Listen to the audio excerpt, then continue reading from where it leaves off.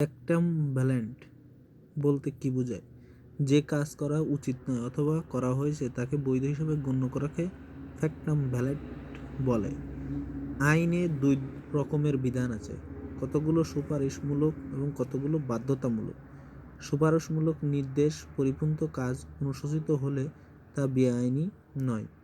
পক্ষান্তরে বাধ্যতামূলক নির্দেশ ভঙ্গ করা বেআইনি। সুপারিশমূলক নির্দেশের পরিপন্থী কাজকে ফ্যাক্টাম ভ্যালেন্ট নীতি অনুযায়ী বৈধ করা যায়, কিন্তু বেআইনি কাজকে এই নীতির বলে বৈধ করা যায় না। শাস্ত্রমতে অভিভাবকের সম্মতি ছাড়া কোনো বিয়ে হতে পারে না, কিন্তু যদি অভিভাবক সম্মতি ছাড়াই বিয়ে সম্পূর্ণ হয়ে থাকে তবে সেই বিয়ে ফ্যাক্টাম ভ্যালেন্ট নীতি বলা গণ্য করা হয়। অনুরূপভাবে একমাত্র সন্তান দত্তক দেওয়া যায় না, কিন্তু এ বিধি উপেক্ষা করে কেউ যদি দত্তক দিয়ে ফেলে তবে তা অসিদ্ধ বলে বিবেচিত হবে না, তবে শাস্ত্রীয় মতে প্রয়োজনীয় অনুষ্ঠানাদি সম্পূর্ণ করতে হবে।